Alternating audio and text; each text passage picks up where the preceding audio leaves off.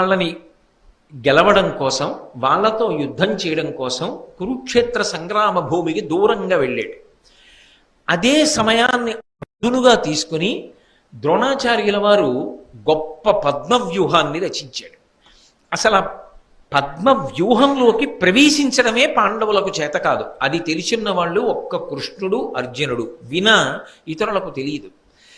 అసలు ఒక సేనాధిపతి యొక్క గొప్పతనం ఎక్కడుంటుంది అంటే వ్యూహరచన చేయడంలో ఉంటుంది. సైన్యాన్ని అలా నిలబెట్టాలి. అలా నిలబడితే అసలు అందులోకి ప్రవేశించడం దుస్సాధ్యం అనుకోండి, తన సైన్యాన్ని తాను రక్షించుకుంటాడు, ఎదిరి సైన్యాన్ని నష్టపరుస్తాడు. ద్రోణాచార్యుల వారు అరివీర భయంకరుడు కాబట్టి అర్జునుడు లేడు ఇవాళ, ఆయన తెలుసుకున్నాడు, దూరంగా ఉన్నాడు. కాబట్టి వెంటనే పద్మవ్యూహాన్ని రచించాడు.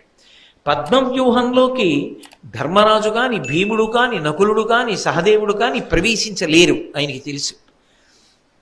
కాబట్టి పాండవుల వైపు విశేషమైనటువంటి నష్టం జరుగుతుంది, అనేక మంది పడిపోతారు. పైగా ధర్మరాజో, భీముడో, నకులుడో, సహదేవుడో పడితే ఎంత ప్రమాదం యుద్ధంలో. కాబట్టి అసలు పద్మవ్యూహంలోకి ప్రవేశించడం ఎలా, దీని గురించి ఆలోచించాడు ధర్మరాజు గారు. ఆయనకి జ్ఞాపకానికి వచ్చింది, సుభద్రార్జునుల యొక్క కుమారుడైనటువంటి అభిమన్యుడు పద్మవ్యూహంలోకి ప్రవేశించగలడు. అందుకని పిల్లవాడి దగ్గరికి వెళ్ళి అడిగాడు, పద్మవ్యూహాన్ని రచించాడు గురువు, నువ్వు ప్రవేశించగలవా అని అడిగాడు. ఆయన పరమానందపడిపోయి, కృష్ణ భగవానుడు ఆనందపడిపోయేటట్టు, మా తండ్రి సంతోషపడిపోయేటట్టు, గురువు ద్రోణాచార్యుల వారు మెచ్చుకునేటట్టు నేను ఇవాళ పద్మవ్యూహాన్ని భేదించి లోపలికి వెడతాను. వెళ్ళి శత్రు సైన్యాన్నంతటినీ కాకావికలు చేసేసి దుర్యోధనుడి మనసు కలవరపరుస్తాను, అంత శత్రు సైన్యాన్ని పడగొడతాను అని ఆయన ప్రతిజ్ఞ చేసి పరమ సంతోషంగా పద్మవ్యూహాన్ని భేదించి ద్రోణాచార్యుల వారు కూడా ఆశ్చర్యపోయాడు, ఏమిట్రా వీడి సంగ్రామ శక్తి అని. ద్రోణాచార్యుల వారిని దాటి పద్మవ్యూహంలోకి వెళ్ళిపోయాడు. ఆ పద్మవ్యూహంలోకి వెళ్ళిపోతూ ఆయన ఏమనుకున్నాడంటే, వ్యూహాన్ని భేదించేశాను కాబట్టి వెనక పెదనాన్నగారు ధర్మరాజు గారు వస్తారు, భీమసేనుడు వస్తాడు, నకుల సహదేవులు వస్తారు, దృష్టజ్యుమ్నుడు వస్తాడు, ద్రుపద మహారాజు వస్తాడు, సైన్యం అంతా ఉంటుంది వెనకాతల.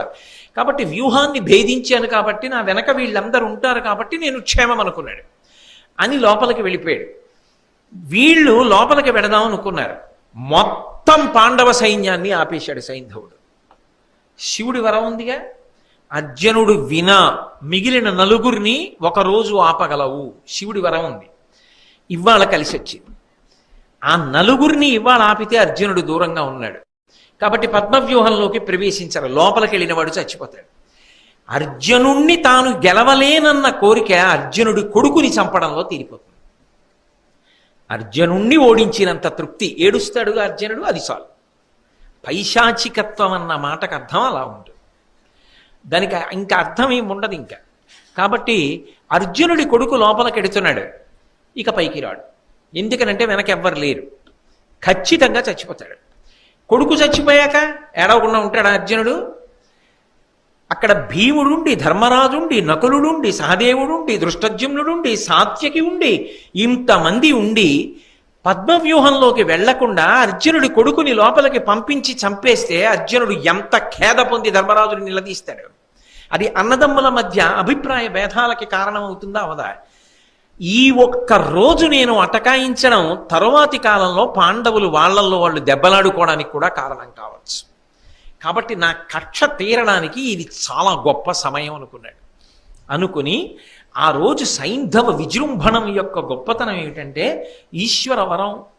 ఆయనకి ఎంత శక్తి వచ్చేసిందంటే ఒక పెద్ద గోడ కట్టినట్టుగా అసలు పాండవ సైన్యంలో ఎవ్వడిని పద్మవ్యూహంలోకి ప్రవేశించకుండా ఆపేశాడు. ఈ వ్యూహంలో ఉన్న సైన్యం వచ్చి పాండవ సైన్యం మీద పడిపోయింది.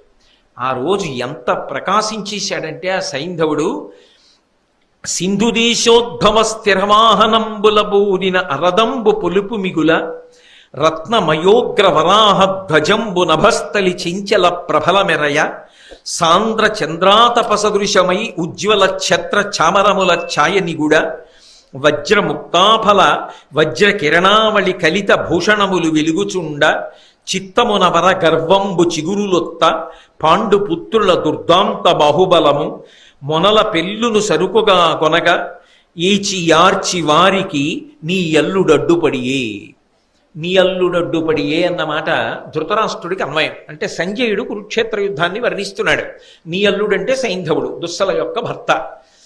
ఆ రోజు ఎంత వీరవిహారం చేశాడంటే సైంధవుడు, ఆయన చేస్తున్నటువంటి యుద్ధం వల్ల అసలు ఆ సింధు దేశోద్భవ స్థిరవాహనంబుల పూనిన అరదంబు పొలుపు మిగుల, అసలు ఏమిట్రా ఆ ఎక్కిన రథం అన్నట్టుగా చిచ్చరపిడుగై శత్రు సైన్యంలో తిరిగాడు. కనీసం రథాన్ని కాని, రథ సారథిని కాని, రథ పతాకాన్ని కాని, రథ చక్రాల్ని కాని, రథము యొక్క భాగములను కాని ఎవ్వరూ కొట్టలేకపోయారు. అంత గొప్పగా తిరిగాడు. శివానుగ్రహం. అలాగే రత్నమయమైనటువంటి ఆయన యొక్క పతాకం మీద ఉగ్రంగా ఉన్నటువంటి ఒక పంది గుర్తు ఉంటుంది. ఆ గుర్తు ఆకాశంలో వెలిగిపోతూ ఉండగా చంద్రుడి యొక్క కాంతి ఎలా ఉంటుందో, ఆయన వెన్నెల ఎలా ఉంటుందో అటువంటి వెన్నెల యొక్క ప్రభలతో సమానంగా ఛత్ర చామరములు, అంటే ఆయన మీద ఉండేటటువంటి గొడుగు మొదలైనటువంటివి ప్రకాశిస్తూ ఉండగా, అంటే కనీసం ఆ గొడుగుని కూడా పడగొట్టలేకపోయారు ఎవరు. ఛత్రచామరములు ప్రకాశిస్తూ ఉండగా వజ్రములు ముత్యములతో చేయబడినటువంటి ఆభరణముల కాంతులు శరీరం మీద ప్రకాశిస్తూ ఉండగా, అంటే ఏమిటి దాని ఉద్దేశ్యం? ఒక హారం తెగి పడలేదు, కవచమును భేదించలేదు ఎవరు. అలా ప్రకాశిస్తూ ఉండగా చిత్తమున వరగర్వంబు చిగురులొత్త, పరమశివుడిచ్చినటువంటి వరము యొక్క గర్వం మనసులో ప్రకాశిస్తూ ఉండగా, ఈ పని నేను చెయ్యడం వల్ల వస్తున్న ప్రయోజనం ఏమిటి అంటే కక్ష తీరుతోంది. ఇంతకన్నా మనిషి ఎంత పాతాళానికి పడిపోయాడు అనడానికి ఉదాహరణ ఇంకోటి ఏమైనా ఉంటుందా? ఒక్కొక్కసారి నేను చాలా బాగా చేశాను అనుకుని పరమ క్రూరమైనటువంటి పని ఒకటి చేశారనుకోండి, దాని వలన అవతలవాడు ఎంత పాడయ్యాడు అన్నది నాకు తెలియదు, కానీ అంత క్రూరకర్మ చెయ్యడం ద్వారా మీరెంత కింద పడిపోయారు అన్నది మాత్రం అర్థమవుతుంది. కాబట్టి మనిషి తనని తాను నిరంతరం పరిశీలించుకుంటూ ఉండాలి. అందుకే ఇంతవరంతో ఏం చేశాడు అంటే, పాండవులు నలుగురిని గెలిచి ఎట్టి పరిస్థితుల్లో పద్మవ్యూహంలోకి ఎవ్వరూ వెళ్లకుండా విజృంభించి గర్జించి పాండవ సైన్యాన్నంతటినీ కూడా ఆపేశాడు. లోపలికి వెళ్ళిపోయాడు అభిమన్యుడు. చిత్సరపిడుగై విజృంభించాడు. పీనుగ పెంటల కింద కొట్టేశాడు శత్రు సైన్యాన్ని. ఇంత యుద్ధం చేస్తుంటే దుర్యోధనుడు హడిలిపోయాడు. వాళ్ళేదో పద్మవ్యూహ రచన చేశాడు ఆచార్యుడు, అవతల పాండవులు ఎవరూ లోపల ప్రవేశించలేదు, అర్జునుడు దూరంగా ఉన్నాడు, కాబట్టి మనం శత్రు సైన్యాన్ని మట్టు పెడతామంటే ఒక్క అభిమన్యు కుమారుడు మన సైన్యాన్నంతటినీ మట్టు పెడుతున్నాడు. ఎక్కడొచ్చింది ఈ దోషం? నువ్వు గురువు కదా, నీకు తెలియని అస్త్ర విద్య లేదు కదా, ఎందుకు నిగ్రహించలేకపోతున్నావు అభిమన్యుణ్ణి? ఇంత గొప్పగా యుద్ధం ఎలా చేయగలుగుతున్నాడు ఒక పిల్లవాడు అని అడిగాడు. అడిగితే ఆయన అన్నాడు, కవచధారణ అని ఒక ప్రత్యేకమైన విద్య ఉంది ధనుర్వేదంలో. ఆ కవచధారణ విద్య తెలిసున్నవాణ్ణి నేనే అర్జునుడికి ఉపదేశం చేశాను. ఆ విద్య బహుశः అర్జునుడు అభిమన్యుడికి ఉపదేశం చేసి ఉంటాడు. ఆయన ఆ మంత్రములను సంపుటీకరణం చేసి యుద్ధానికి వచ్చాడు. ఆ కవచధారణ అన్న విద్యని ధరించి ఉండగా ఆ వ్యక్తిని ఓడించడం ఎవరికీ సాధ్యం కాదు. అందుకే ఇవాళ అభిమన్య కుమారుడు కవచధారణ చేసి వచ్చి ఉన్నాడు కాబట్టి ఆయనని ఓడించడం నాకు కాదు, ఈ వైపు సైన్యంలో ఎవ్వరికీ సాధ్యం కావట్లేదు. దీనికి విరుగుడు ఒక్కటే ఒక్కటి ఉన్నది. ఏది చేసైనా సరే మనం ఆయన చేతిలో ఉన్నటువంటి విల్లు విరిగిపోవాలి. ఆ విల్లు పని చేయకూడదు. విల్లు విరిగితే కవచధారణ విద్య కాపాడలేదు. కాబట్టి విల్లు విరిగిపోవాలి. అలా చెయ్యగలరా? విల్లు విరగనంత కాలం ఇంద్రుడు కూడా ఏమీ చేయలేడు. విలువిద్య నియమం ఏమిటి? ఎదురుగుండా నిలబడి యుద్ధం చెయ్యాలి కదా. ఈ మాట ద్రోణుడు దుర్యోధనుడికి చెప్తుంటే విన్నారు. విని ఇక వేరొక మార్గం లేదు, అభిమన్యుడు ఇవాళ మట్టు పెట్టేసేటట్టు ఉన్నాడు సైన్యాన్ని అని, ఏది ఏమైపోని ధర్మం ఏమైపోని ఈ పిల్లవాడిని మట్టు పెట్టేయవలసింది అనుకుని కర్ణుడు అభిమన్యుడితో యుద్ధం చేయలేక ఓడిపోయినవాడు మెల్లగా దూరంగా పారిపోతున్నట్టుగా నటించి వెనక్కి చేరాడు. వెనక్కి చేరి వెనక నుంచి అభిమన్యుడు చూడకుండా బాణప్రయోగం చేసి వింటి నారి తెగిపోయేటట్టు చేశాడు. ఆ వింటి నారి తెగిపోయింది. తెగిపోగానే చేతిలో ఉన్న ధనస్సు పని చేయలేదు.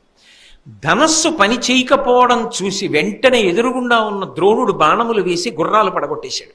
ఇది ఎంతసేపట్లో? కనురెప్ప వేసి తెరిచేటంతట్లో కుట్ర చేసి వెనక నుంచి కర్ణుడు బాణప్రయోగం చేశాడు. ముందు నుంచి ద్రోణుడు గుర్రములను పడగొట్టాడు. వెంటనే కృపాచార్యుడు బాణప్రయోగం చేసి సారథిని చంపేశాడు. కృపాచార్యుడు సారథిని చంపాడు. అశ్వత్థామ, కృతవర్మ, శకుని, బాహ్లికుడు నలుగురు 4 వైపుల నుంచి ఒకేసారి బాణములు వేసేశారు. అవతల వైపు నుంచి ద్రోణాచార్యుడు, కర్ణుడు ఇంతమంది దగ్గరికి వచ్చి ఒక పిల్లవాడని కూడా చూడకుండా, అరేరే ఒకళ్ళం యుద్ధం చెయ్యాలని చూడకుండా రథం విరిగి కింద పడిపోయిన పిల్లాన్ని ఇంతమంది చుట్టుముట్టి కొట్టేశారు. ఆయన కత్తి పట్టుకుని పైకి ఎగిరాడు. ఎగిరి ఎందరినో దునుమాడుతున్నాడు. ఇది చూసి మళ్ళీ బాణప్రయోగం చేసి కింద పడగొట్టారు. కింద పడగొడితే పడిపోయిన రథ చక్రాన్ని తీసి ఆ చక్రంతో కొన్ని వేల మందిని చంపాడు. ఇక సాధ్యం కాదని అందరూ కలిసి ఒక క్రూర మృగం పొదలో దూరితే అన్ని వైపుల నుంచి బాణాలు వేసి కొట్టి ఎలా చంపేస్తారో అలిసిపోయి నెత్తురోడుతున్న పిల్లవాణ్ణి అధర్మం అని కూడా చూడకుండా మొత్తం కురువీరులందరూ చుట్టూ నిలబడి అన్ని వైపుల నుంచి బాణములు వేసి కత్తులతో పొడిచి చంపేశారు. ఆ పిల్లవాడు రణభూమి యందు పడి ప్రాణములు విడిచిపెట్టాడు. ఛీ అని నిరసించారు ధర్మం తెలిసిన వాళ్ళందరూ. దుర్యోధనుడు మాత్రం సంతోషించాడు. అభిమన్యుణ్ణి మట్టుపెట్టాను. సైంధవుడు పరమానందపడిపోయాడు. అర్జునుడి కొడుకు మరణించాడు. చాలు నాకు పాండవుల నలుగురిని ఇవాళ నేను ఆపడం వల్ల నా జీవితంలో ఒక మహాప్రయోజనాన్ని మూటకట్టుకున్నాను. అంత అల్పమైన క్రూరమైన సంతోషాన్ని పొందుతారు కొంతమంది. తుట్టతులకు ఏం మూట కట్టుకుంటారంటే దాని వలన వచ్చే ప్రయోజనం ఏమిటంటే యుగాలు మారిపోయినా శాశ్వతమైన అపకీర్తి నిలబడిపోతుంది. జీవితాలు అలా పరిసమాప్తం అవుతాయి. అది కోరుకోనివాడు అలా ప్రవర్తించకూడదు. కాబట్టి అందుకే మనకి ఇప్పటికీ కూడా సైంధవుడిలా అడ్డుపడ్డాడు రా అన్న సామెత తెలుగులో మిగిలిపోయింది. యుద్ధం అయిపోయింది, చీకటి పడిపోయింది, ఎవరి శిబిరానికి వాళ్ళు వెళ్ళిపోయారు. ధర్మరాజు గారి శిబిరంలో చీకటి ఛాయలు, అశుభ సూచనలు, అందరూ ఏడుస్తున్నారు, బాధపడుతున్నారు. అర్జునుడు తిరిగి వచ్చాడు. తిరిగి వచ్చి లోపలికెడుతున్నప్పుడు దుశ్శకునములు కనబడ్డాయి. తిన్నగా అన్నగారైనటువంటి ధర్మరాజు గారి యొక్క శిబిరంలోకి ప్రవేశించి గొగ్గోలు పెట్టి ఏడుస్తున్న ధర్మరాజుని చూశాడు. భయపడ్డాడు. దుశ్శకునములు చూసి ధర్మరాజ భీమ నకుల సహదేవుల్లో ఎవరికీ ఇబ్బంది కలగలేదు కదా అని. అభిమన్యుడు నేను శిబిరంలోకి వస్తున్నప్పుడు ఎదురొచ్చి నాన్నగారు అని కౌగిలించుకునేవాడే, ఇవాళ నా కొడుకు ఎందుకు ఎదురు రాలేదు అని అపశకునం గోచరించింది. వెళ్ళి ధర్మరాజుని అడిగాడు. నా కుమారుడేడి అని అడిగాడు. నీ కుమారుడు మరణించాడు అని ధర్మరాజు చెప్పాడు. ఎందుకు మరణించాడు అని అడిగాడు. ఇగో ఇలా అధర్మ యుద్ధం చేశారు, పద్మవ్యూహాన్ని భేదించడం మాకెవరికి రాదు, తెలిసున్న నువ్వు కృష్ణుడు దూరంగా ఉన్నారు, అభిమన్యుడికి తెలిసేమోనని అడిగాను. అభిమన్యుడు నాకు తెలిసిన వీరోచితమైన ప్రతిజ్ఞ చేసి ప్రవేశించాడు. నిజానికి పద్మవ్యూహంలో ప్రవేశించినటువంటి అభిమన్యుడు మరణించవలసిన అవసరం లేదు. వెనక మేము వెళ్ళగలిగి ఉంటే మేము వెళ్ళేవాళ్ళం, వ్యూహాన్ని భేదించాడు కాబట్టి. కానీ ఒకనాడు ద్రౌపదీదేవి జోలికొచ్చాడని మన చేత పరాభవం పొందినటువంటి సైంధవుడు పరమశివుడి గురించి తపస్సు చేసి ఒకరోజు మాత్రం 4 పాండవులు ప్రవేశించకుండా పొందినటువంటి వరాన్ని, ఓడించగల వరాన్ని ఉపయోగించుకొని మమ్మల్ని పద్మవ్యూహంలోకి ప్రవేశించకుండా అడ్డుపెట్టాడు. ఈ కవచధారణం అనేటటువంటి విద్య అభిమన్యునికి ఉంది అని తెలుసుకున్నటువంటి ద్రోణాచార్యుల వారి యొక్క ఉపదేశం మేరకు కర్ణుడు వెనక నుంచి బాణప్రయోగం చేసి వింటినారిని తెగకొట్టి అందరూ కలిసి అభిమన్యుణ్ణి మట్టుపెట్టారు. ఇది జరిగిన కథ. సైంధవుడు అడ్డుపడకపోయి ఉంటే ఎట్టి పరిస్థితులలో మేము అభిమన్య కుమారుణ్ణి రక్షించుకునేవాళ్ళం. నీ కుమారుడు మరణించడానికి ప్రధాన కారణం ఎవరు అని నువ్వు అడిగావు. నీ కుమారుడు మరణించడానికి ప్రధానమైనటువంటి కారణము సైంధవుడే అని ధర్మరాజు గారు చెప్పారు. చెప్పగానే ఆ ఆక్రోశంలో, ఆ ఆవేశంలో, ఆ కోపంలో తమాయించుకోలేకపోయాడు అర్జునుడు. తమాయించుకోలేక వెంటనే ప్రతిజ్ఞ చేశాడు. వినుడి నాదు ప్రతిజ్ఞ నీవు నిఖిలోర్వీనాథులున్ సింధురాజు నవస్యంబున నిల్లి సంపొదు భయస్థుండై నినించొచ్చినన్ వనజాక్షున్ శరణంబు వేడినను గర్వంబేది నన్నుం తగం గనినన్ పోరు తొరంగి పోయిన నిరుగం కాని సత్యవ్రత. ధర్మరాజా విను, మిగిలినటువంటి అందరి రాజులు వినండి, నేను ప్రతిజ్ఞ చేస్తున్నాను. 4 కారణముల వలన మాత్రమే సైంధవుణ్ణి చంపను. ఈ 4టిలో ఏదో ఒక కారణాన్ని సైంధవుడు ఎంచుకోలేకపోతే చంపేస్తాను. అప్పుడు కూడా ఎంత ధర్మం పాటించాడో చూడండి. ఏది ఏమైనా చంపేస్తానని అనలేదు అర్జునుడు. 4 కారణములను దాటితే చంపుతాను. ఏమిటా 4 కారణములు? వినుడి నాదు ప్రతిజ్ఞ నీవు నిఖిలోర్వీనాథులం సింధురాజు నవస్యంబు నిల్లి సంపొదు భయస్థుండై నినించొచ్చినన్. అన్నయ్య, ఒకవేళ భయపడి వచ్చి నీ కాళ్ల మీద పడి శరణు క్షమించమని అడిగితే నువ్వు ఉదారుడవై అలాగేలే సైంధవ మాకు బావవి కదా అని గతంలో మన్నించినట్లుగానే ఒకవేళ నువ్వు మన్నించి విడిచిపెడితే నా కొడుకు చనిపోయినా వాడి జోలికెళ్ళను, వదిలిపెడతా. నిన్ను శరణాగతి చేస్తే వదిలిపెట్టేస్తాను. భయస్థుండై నినుంచొచ్చినన్ వనజాక్షున్ శరణంబు వేడినను. మహానుభావుడు పద్మముల వంటి కందులు కలిగినటువంటి ఈ కృష్ణ పరమాత్మ యొక్క పాదములు పట్టుకుని శరణాగతి చేసినా సరే నేను అతని జోలికి వెళ్ళను. ఎందుకనంటే కృష్ణుడు బంధువు, సఖుడు, పరమాత్మ, చుట్టము. మనకు ఆయన కానిదేదీ లేదు. ఆయన కాళ్ళు పట్టుకుంటే నేను సైంధవుణ్ణి చంపను. అలాగే గర్వంబేది నన్నుం తగం కనినం. ఒకవేళ నా దగ్గరికే వచ్చి అయ్యా నా తప్పైపోయిందని చెప్పేసి గర్వాన్ని, అతిశయాన్ని విడిచిపెట్టి ప్రార్థన చేసినా కూడా చంపను, వదిలిపెట్టేస్తాను. ఏమి ఉదార హృదయులండి వాళ్ళు, ఏమి ధర్మం వాళ్ళది, ఏమి క్షమించగలిగినటువంటి విశాల హృదయాలు వాళ్ళవి. వాళ్ళ హృదయాలు అమృతం చేత తడిసిపోయిన హృదయాలు. యువతల వాళ్ళవి పాషాణ హృదయాలు, హాలాహలం చేత తడిసిపోయిన హృదయాలు. కాబట్టి నా కాళ్ళు పట్టుకున్నా సరే నేను వదిలిపెడతాను. మన కాళ్ళు పట్టుకోవడం కష్టంగా ఉంటే, నీ కాళ్ళు పట్టుకోవడం, కృష్ణుడి కాళ్ళు పట్టుకోవడం, నా కాళ్ళు పట్టుకోవడం కష్టం అనిపిస్తే బోరు తొరంగిపోయినను, పోరులోంచి అంటే యుద్ధంలోంచి విడిచిపెట్టేసి ఇక నేను యుద్ధం చెయ్యను అని వెన్ను చూపించి యుద్ధరంగానికి రాకుండా వెళ్ళిపోయినా సరే నేను వాడి జోలికి వెళ్ళను, వదిలిపెట్టేస్తాను. ఈ 4టిలో ఏది చేసినా సరే నేను సైంధవుడి జోలికి వెళ్ళను. ఈ 4టిలో ఏది చేయకపోతే మాత్రం వదిలిపెట్టను. ఈ 4 చెయ్యకుండా ఇంకా ప్రతీకార ధోరణితో నన్నేదో చేయగలదని అనుకుంటే రేపు యుద్ధానికి ఎడతాను. రేపు ఎక్కడికో వెళ్ళనుగా, కురుక్షేత్ర సంగ్రామ భూమిలోకి వెడతా. గురువుగారు ద్రోణుడే కాదు, ఎన్ని వేల మంది అయినా సరే అడ్డురాని కురుయోధులు, నాకేమీ ఇబ్బంది లేదు. బాలధ్వంసకు ఆ దుశ్శీలుంకాచుటకు నన్ను చెనకిన అస్త్రజ్వాలల కౌరవ యోధుల దూలించుచు వాని గవియుదున్ జటులగతిన్. ఒకవేళ ఆ బాలధ్వంసకుడైనటువంటి ఆ దుశ్శీలుణ్ణి రక్షించడం కోసం కౌరవ యోధులు ఎన్ని వేల మంది అయినా సరే అడ్డుపడని నేను మాత్రం ఉపేక్షించను. వాళ్ళ అండ చూసుకుని బ్రతికిపోతానని అనుకున్నాడా, విడిచిపెట్టే సమస్యే లేదు. నా అస్త్రముల యొక్క జ్వాలలలో వాళ్ళందరినీ కూడా భస్మంగా చేసి చిట్ట చివర సైంధవుణ్ణి చంపేస్తాను. దానికి చాలా రోజులు తీసుకుంటాననుకుంటున్నారేమో. అలా యుద్ధం చేసి చేసి చేసి చేసి సైంధవుణ్ణి చంపుతాననుకుంటున్నారేమో. అలా ఉండదు. రేపు సూర్యాస్తమయం లోపల చంపేస్తాను. అంతేకాదు, నేను నా మాట నిలబెట్టుకోలేకపోతే, అలా నేను కానీ యుద్ధంలో సైంధవుణ్ణి చంపకపోతే ఇట్లు చేయనైతినేని గురుద్రోహగతికి ఒట్లు పెట్టడం మొదలుపెట్టాడు. నేను అలా చేయకపోతే రేపటి సూర్యాస్తమయంలోగా నేను కానీ సైంధవుణ్ణి మట్టు పెట్టలేకపోతే నాకు ఎన్ని పాపములు సంక్రమిస్తాయో తెలుసా? ఇక్కడితో పోకూడదు. నాకు ఊర్ధగతులు కూడా చెందకుండుగాక, నేను మహాపాతకములను చేసిన వాడనగుదునుగాక.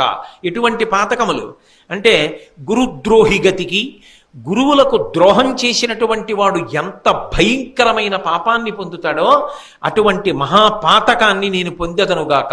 రేపటి లోపల సైంధవుణ్ణి చంపకపోతే ఇన్ని పాతకములు అర్జునుడికి చుట్టుకుంటాయి. ఇక్కడతో పోదది. తర్వాత కట్టి కుడిపేస్తుంది, సమస్త తేజస్సుని హరించేస్తుంది. ఆయన జీవితంలో చేయలేదు ఎటువంటి అధర్మం. అయినా సైంధవుణ్ణి చంపకపోతే నాకు ఈ పాతకములు చుట్టుకునుగాక ప్రతిజ్ఞ చేసేస్తున్నాడంతే. అది అతిశయమా, ధైర్యమా, కోపమా, విచ్చలవిడితనమా, ఔచిత్యాన్ని మరిచిపోయాడా తెలియదు. కానీ ప్రతిజ్ఞ చేస్తున్నాడు. గురుద్రోహి గతికి, బ్రహ్మఘాతి గతికి, బ్రహ్మహత్య చేసినటువంటి వాడు ప్రయత్నపూర్వకంగా ఎవడుంటాడో అటువంటి వాడికి పట్టినటువంటి మహాపాతకము నాకు చెందుగాక. మద్యపానరతుని గతికి, ఇవన్నీ పంచమహాపాతకాల్లో పాతకాలు ఇవన్నీ. బ్రహ్మ హే మహారీచ సురాపో గురుతల్పక అని చెప్పి 4 పంచమహాపాతకాలు. బ్రహ్మహత్య చేసినవాడు, హే మహారీచ బంగారం దొంగిలించినవాడు, సురాపో కళ్ళు తాగడం, గురుతల్పక గురువుగారు లేని సమయం చూసి గురుపత్ని పడుకుని ఉండగా మంచం మీద పడుకోవడం, అంతకన్నా నోటితో కూడా నేను ఉచ్చరించను, గురుద్రోహం చేయడం. ఇటువంటివి చేసిన వాడు ఎవరుంటాడో అవి చేసిన వాడని తెలిసి కూడా అటువంటి వాడిని నా మిత్రుని చెప్పడం 5వ పాతకం. కాబట్టి తత్సంసర్గీచ పంచమః, అటువంటి వాడు నా స్నేహితుడు అని చెప్పుకున్నా కూడా అలా చెప్పుకున్నవాడు 5వ పాతకాన్ని చేసినవాడు అవుతాడు. ఇవి 5 పంచమహాపాతకములు అని శాస్త్రం చెప్తోంది, కోటేశ్వరరావు చెప్పట్లేదు. కోటేశ్వరరావు చెప్పారు అనకండి, నేను శాస్త్రం చెప్పడానికి వచ్చాను, అదే చెప్పగలను అంతే. ఇంకోటి నేను ఎందుకు చెప్తాను, ఎలా చెప్తాను, ఎక్కడ ఏ ధర్మం పాటించాలో ఆ ధర్మం పాటించాలంతే. కాబట్టి ఇప్పుడు 4 మహాపాతకములో 3 మహాపాతకములు తనకి చుట్టుకుంటాయని చెప్తున్నాడు. బంగారం దొంగిలించడం ఒకటే వదిలిపెట్టాడు. ఆయనకి ఏం అవసరం ఉంటుంది, నేను హే మహారీచ అది వదిలిపెట్టి.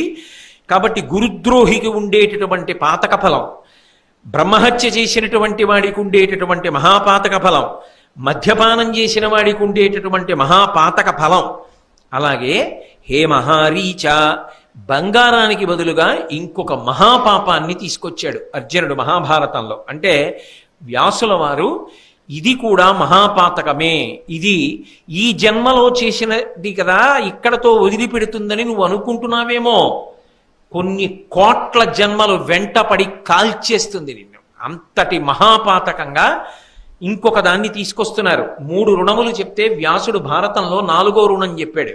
ఏది అంటే సమాజానికి మనిషి రుణబడి ఉన్నాడు అని. అలాగే ఒక కొత్త పాతకాన్ని వ్యాసుడు అర్జునుడి ద్వారా ప్రతిపాదన చేయిస్తున్నాడు. అర్జునుడి యొక్క ప్రతిజ్ఞలో వచ్చింది ఆ మాట. ఆయన అన్నాడు, మానార్హ జన పరివాదిగతికి, ఎంతో మంది చేత గౌరవం అందుకున్నవాడు, ఇప్పటికీ ఎంతో మంది గౌరవానికి పాత్రమయ్యేటట్టే జీవితం చేస్తున్నవాడు ఎవడుంటాడో అటువంటి వాని యందు లేని దోషాన్ని కల్పించి ఆరోపించి అప్రతిష్ట పాలు చెయ్యడానికి అపనిందలు పలికినవాడు ఎవరుంటాడో, ఎవడు హేయంగా మాట్లాడతాడో అటువంటి వాడు ఎటువంటి భ్రష్టగతులకు వెళ్ళిపోతాడో నేను కూడా గతులకు వెళ్ళేదనుగాక. అంటే ఇవి అర్జునుడు చేసిన ప్రతిజ్ఞలైతే ఇటువంటి వాటి జోలికి మనం వెళ్ళకూడదు అని ఎంత దూరంగా ఉండాలో, అటువంటి వాటి జోలికి వెళ్ళడం తేలికగా కనపడినా కోట్ల జన్మలు ఎలా కట్టి కుడిపేస్తాయో భారతం ప్రబోధం చేస్తోంది. కాబట్టి ఇటువంటి మహాపాతకములు నన్ను చుట్టుకొనుగాక. ఎందుకు అంటే రేపు సూర్యాస్తమయం లోపల నేను సైంధవుణ్ణి చంపలేకపోతే అని. అనిమిష దైత్య కిం పురుషలాదిగనెవ్వరు వచ్చి కాచినన్ దునుముదునెల్లి సైంధవుని తోయిజమిత్రుడు కృంగకొండ మున్నవ నరవరేణ్య ఇత్తెరుగు నా కొనరింపగరాకయున్న నేననలము సొచ్చువాడ నృపులందరూ చూడగ గండివంబుతో. పరమ భయంకరమైన ప్రతిజ్ఞ చేసేశాడు.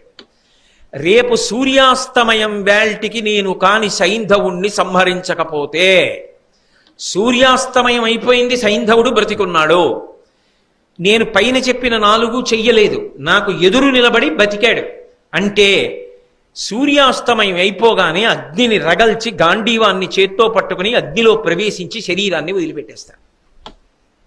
గాంధీవాన్ని ఎందుకు, గాంధీవం పట్టుకుని అగ్నిలోకి ఎందుకు? అంటే ఖాండవమాన దహనం చేసినప్పుడు ఆ అగ్నిహోత్రుడు ఇచ్చాడు గాంధీవాన్ని. అది తాను తేజోంశ సంభవుడు కాబట్టి ఇచ్చాడు. ఆ గాంధీవం మళ్ళీ అగ్నిహోత్రుడికి ఇచ్చి వెళ్ళిపోతాను. కాబట్టి నేను ఇక ఉండను. ఇటువంటి ఘోరమైనటువంటి ప్రతిజ్ఞ చేసేశాడు. ఇది ఇహమునందు ప్రమాదం, పరమునందు ప్రమాదం. ఇంత భయంకరమైనటువంటి ప్రతిజ్ఞ చేసేశాడు. ఇప్పుడు మీరు ఒకటి ఆలోచించండి. ఈ ప్రతిజ్ఞ చేశాడు కదా, ఈ ప్రతిజ్ఞలో అర్జునుడికి సౌలభ్యమా, కౌరవులకి సౌలభ్యమా? కౌరవులకే సౌలభ్యం. వాళ్ళు అర్జునుడిని చంపక్కర్లేదు, సైంధవుణ్ణి వ్యూహంలో దాచగలిగితే చాలు. మేము దాచలేమనుకోవడానికి అటు పక్క సర్వసైన్యాధిపతి ద్రోణాచార్యుల వారు. ద్రోణుడే నిలబడితే వ్యూహాన్ని పన్ని ఎదురుగుండా నిలబడ్డాడనుకోండి, అర్జునుడు దాటగలడా? శిష్యుడు. ఎందుకంటే ధర్మం పాటిస్తాడు. అంత తొందరగా చేయడు. ఒక బాణం వేస్తే ఓ బాణం వేస్తాడు, 2 బాణాలు వేస్తే 2 బాణాలు వేస్తాడు, 3 బాణాలు వేస్తే 3 బాణాలు వేస్తాడు. ఈలోగా సూర్యుడు కదిలిపోతాడు. అక్కడ సమయం దాటిపోతుంటే అయిపోయిందంతే. సూర్యాస్తమయం అయిపోయింది అనుకోండి. పోనీ ద్రోణుడు వ్యూహరచన నైపుణ్యం లేనివాడా? ఆయన దగ్గర కదా వీళ్ళందరూ నేర్చుకున్నది. అవతల వైపు ద్రోణుడు తక్క వీరులు లేరా? అశ్వత్థామ ఉన్నాడు, బాహ్లికుడు ఉన్నాడు, శకుని ఉన్నాడు, శల్యుడు ఉన్నాడు, ఆ పైన ఇతరమైనటువంటి వీరులు అశ్వత్థామ ఉన్నాడు, కృపాచార్యుల వారు ఉన్నారు, కృతవర్మ ఉన్నాడు. ఇంతమంది వీరులు ఉన్నారు. ఇంతమంది వీరులు చుట్టూ రక్షణ వలయంగా నిలబడి సాయంకాలం వరకు సైంధవుణ్ణి కాపాడుకోగలిగితే చాలు. వాళ్ళు ఏం చేయక్కర్లేదు. అర్జునుణ్ణి దగ్గరికి రాకుండా ఆపగలిగితే చాలు, అయిపోయిందంతే యుద్ధం. ఎందుకో తెలుసా? అర్జునుడు చనిపోతాడు. అర్జునుడు చనిపోయాడు అనుకోండి, ఇంకేం యుద్ధం? అర్జునుడు లేకుండా కృష్ణుడు ఒక క్షణం బ్రతకడు. కాబట్టి కృష్ణుడు తెలిస్తాడు శరీరం, అవతార పరిసమాప్తి చేసేస్తాడు. కృష్ణుడు అర్జునుడు వెళ్ళిపోయాక ఇంకా ధర్మరాజు, భీముడు, లగ్నుడు, సహదేవుడు, దుర్యోధనుల్లో బ్రతికుంటారని మీరు అనుకుంటున్నారా? ఉండరు. తమ చేతికి మట్టి అంటుకోకుండా అయిపోయింది యుద్ధం. మొత్తం పాండవ సైన్యాలు కాకావికలైపోతాయి. వాళ్ళంతటా వాళ్లే చచ్చిపోతారు అంతే అందరూ. ఎంత గొప్ప అవకాశం కౌరవులకి ఇచ్చేశాడు అర్జునుడు. తనని తాను ప్రమాదంలోకి తోసేసుకున్నాడు. సైంధవుడు భారతంలో తనంత తాను అనుకోకుండా సాధించినటువంటి గొప్ప సావకాశం. ఇప్పుడు మీరు ఒకటి ఆలోచించండి. దుర్యోధనుడు తెలివి తక్కువ వాడు కాడు కదా. సైంధవుడు బాబోయ్ నాకెందుకు అర్జునుడు చంపేస్తాడు, నేను వెళ్ళిపోతానంటే ఒప్పుకుంటాడా? నేను ధర్మరాజు గారి కాళ్ళ మీద పడతానంటే ఒప్పుకుంటాడా? కృష్ణుడి కాళ్ళ మీద పడతానంటే ఒప్పుకుంటాడా? అర్జునుడి కాళ్ళ మీద పడతానంటే ఒప్పుకుంటాడా? ఒప్పుకోడు. ఎందుకని? అవకాశం తనకుంది, అందుకని వెళ్ళనివ్వడు సైంధవుణ్ణి. నీకెందుకురా మేం కాపాడుతా ఉంటాడు అంటాడా? అండా అన్నవాడు ఏం చేస్తాడు? ఖచ్చితంగా ప్రయత్నిస్తాడు సైంధవుడు దొరకకుండా. సైంధవుడు దొరకకుండా ఆపగలిగాడు అనుకోండి సూర్యాస్తమయం వరకు, అయిపోయిందంతే. పాండవ పక్షం వైపు ఎవరూ ఊహించడానికి వీలు లేనంత భయంకరమైనటువంటి నష్టం జరిగిపోతుంది. కాబట్టి ఇప్పుడు ఈయన ఈ ప్రతిజ్ఞ చేసి గొప్పగా దేవదత్తమనబడేటటువంటి శంఖాన్ని పూరించాడు. వెంటనే కృష్ణ పరమాత్మ పాంచజన్యాన్ని పూరించాడు. అర్జునుడు గాంధీవానికి వింటినారి తగిలించి ఆ వింటినారిని ఒక్కసారి లాగి వదిలిపెట్టాడు. అందులోంచి ధ్వని ప్రకంపనలు వచ్చాయి. దుర్యోధనుడి యొక్క శిబిరంలో వినబడింది. హడిలిపోయారు. కృష్ణార్జునుడు శంఖం పూరిస్తున్నారు, గాంధీవధ్వనొస్తోంది. ఇవాళ అభిమన్యుణ్ణి మట్టు పెట్టాం మనం, ఏమవుతుందో ఏమిటో, ఎంత ఉగ్రులవుతారో అని. అటువైపు గూఢచారులు ఉంటారు, ఇటువైపు గూఢచారులు ఉంటారు. వెంటనే చారులు గబగబా వెళ్ళి అవతల శిబిరంలో చెప్పారు. దుర్యోధనుడు మహాసంతోషంలో ఉన్నాడు ఆ రోజున. ఎందుకని అంటే అభిమన్యుణ్ణి చంపారు. ఒక మహావీరుడు చచ్చిపోయాడు. అర్జునుడు మానసికంగా దెబ్బతిన్నాడు. ధర్మరాజు ఏడుస్తున్నాడు, నకుల సహదేవులు ఏడుస్తున్నారు, సుభద్ర ఏడుస్తోంది, ద్రౌపదీదేవి ఏడుస్తోంది, ఉత్తర ఏడుస్తోంది. ఇంతమంది శోకానికి కారణం కాగలిగారు. అధర్మమో ఏమో, పిల్లవాణ్ణి మట్టుపెట్టి చంపేశామా లేదా? మంచి సంతోషంలో ఉన్నారు అందరూ. చుట్టూ రాజులందరూ కూర్చుని ఉన్నారు. చారుల వలన తెలిసింది అర్జునుడు ఇటువంటి ప్రతిజ్ఞ చేశాడు అని. వెంటనే సైంధవుడు కాళ్ళు వణికిపోయి ఒళ్ళంతా చెమటలు పట్టేసి హడిలిపోతూ దుర్యోధనుడి దగ్గరికి వెళ్ళాడు. వెళ్ళి అన్నాడు, ఏనొకరుండనే తనకు ఎగ్గొనరించితే ఏల నాపయింపూనినవాడు ఫల్గునుడు పోర వధింపగా ఎట్టిపాడి మీకీ నిరిసంత సంబు వగపేటికి నాకు వటయేని పోయదన్ వాని ప్రతిజ్ఞ కడ్డుపడువారే సురాసుర సిద్ధ సాధ్యులున్. ఏమిటి నా మీద ప్రతిజ్ఞ చేయడం ఏమిటి అర్జునుడు? నేనొక్కడనేనా యుద్ధం చేసింది, నేనొక్కడనేనా అభిమన్యుడి చావుకి కారణం అంటే కక్ష కట్టేటటువంటి వాళ్ళ స్వభావం ఎలా ఉంటుందో తెలుసా? అవతల వాడు ఏం చేస్తాడులే అని, వాడు ధర్మానికి కట్టుబడ్డవాడు, అందుకని వాడు మనలా ఏదో అన్ని కట్టుబాట్లు అధిగమించి తెగబడి తప్పు చేయడానికి ఇచ్చగించాడు. కాబట్టి మనం ఏదో చేసేసి సంతోషపడిపోవచ్చు. కానీ ఆయన కూడా ధర్మబద్ధంగానే తిరగబడ్డాడు అనుకోండి, అంత నిస్సిగ్గుగా దాక్కోగలరు, అంత నిస్సిగ్గుగా దాక్కుని సిగ్గు లేకుండా బ్రతికేయగలరు. అది రాక్షసతత్వం. ఏది నిజమైన శక్తి? నిజంగా శక్తి ఉంటే కురుక్షేత్రంలో అభిమన్యుడితో యుద్ధం చేసి నెగ్గాలి.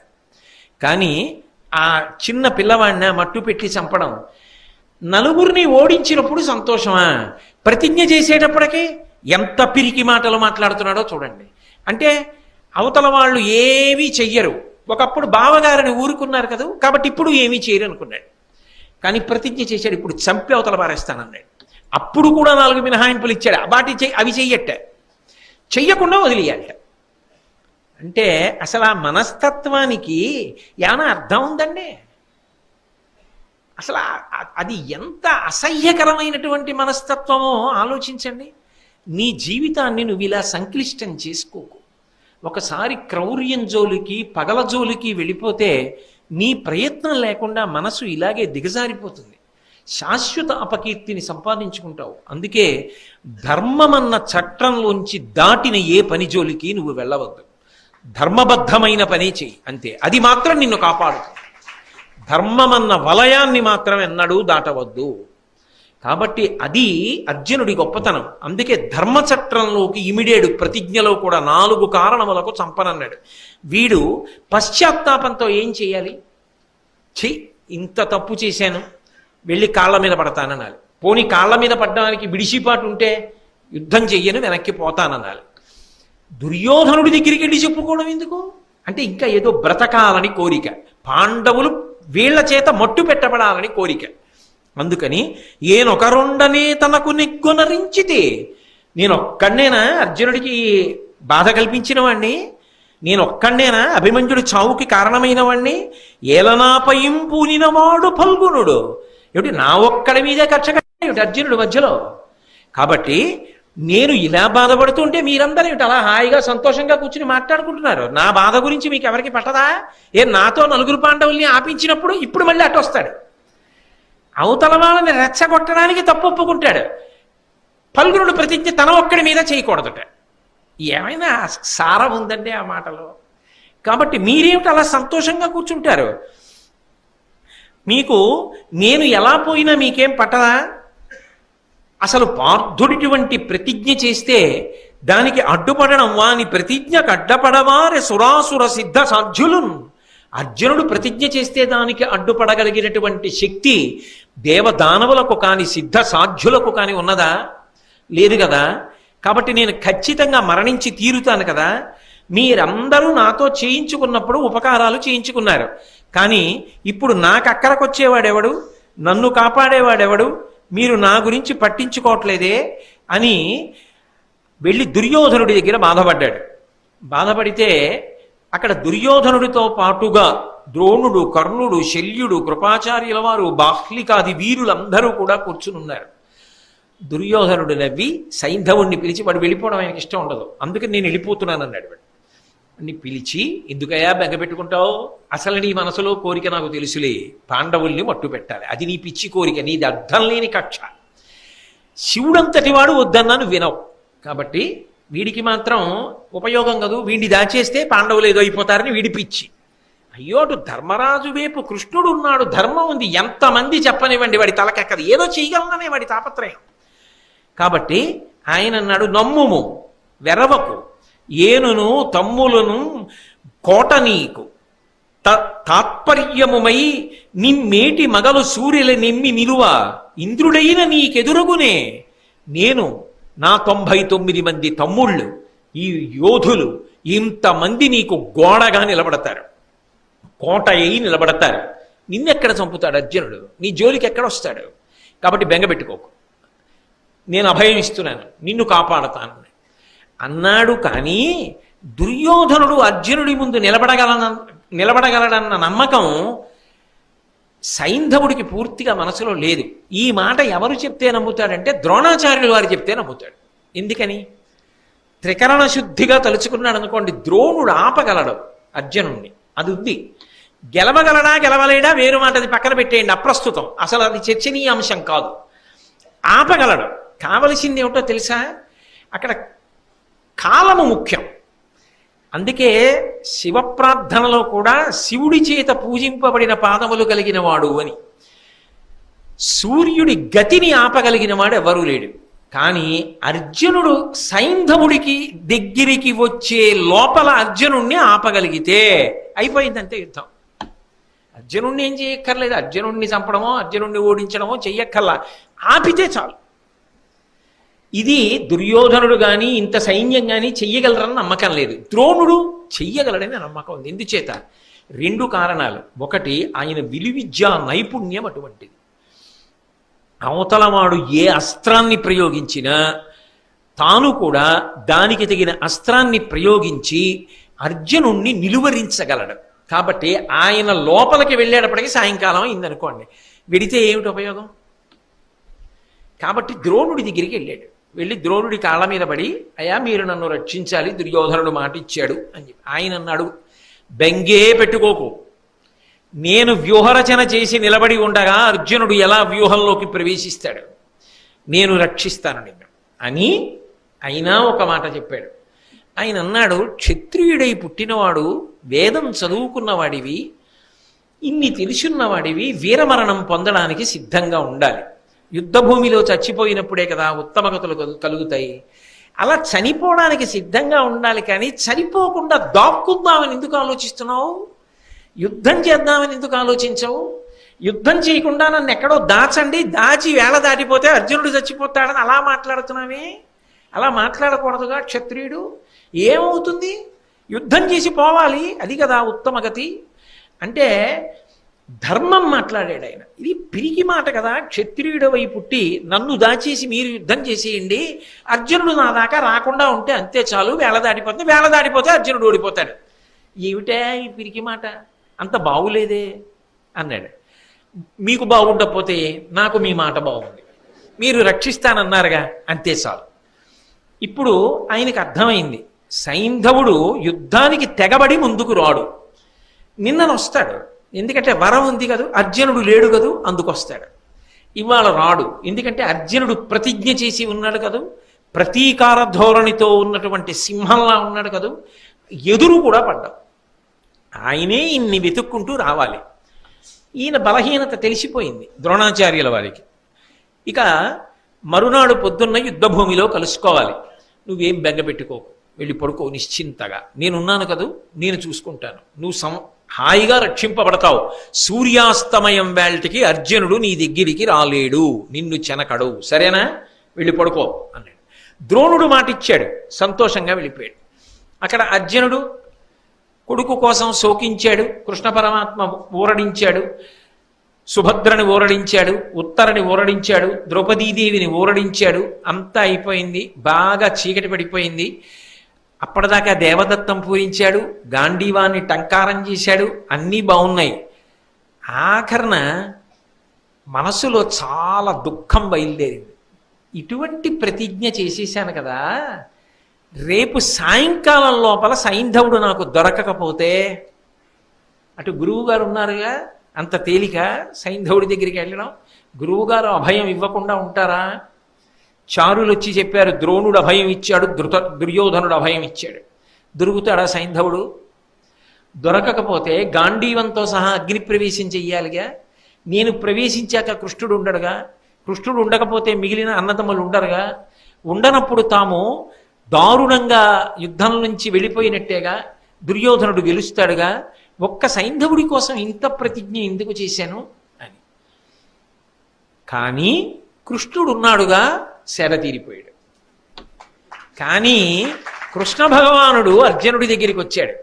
వచ్చి అన్నాడు, బావా ఇందాక సంతోషంగా దేవదత్తం పూరించావు, నేను పాంచజన్యం పూరించాను సంతోష పెట్టడానికి.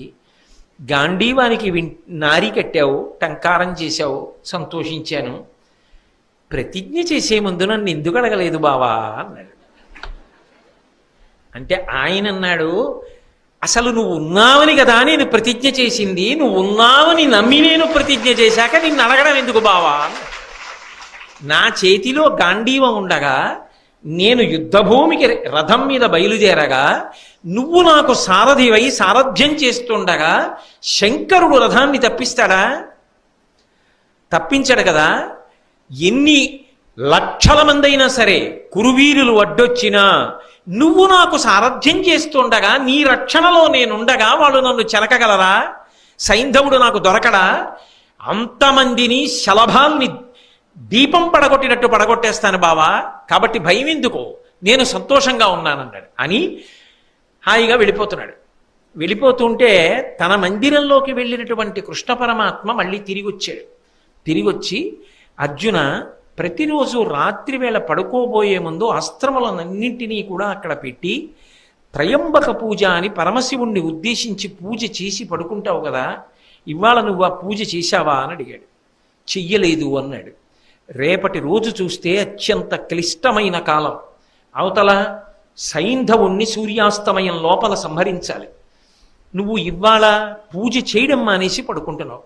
వెంటనే పూజ చేయమని తానే దర్భాసనాలు వేయించి చుట్టూ అస్త్రములనన్నింటినీ పెట్టించి తాను అక్కడ ఉండి అర్జునుడి చేత త్రయంబక పూజ చేయించాడు.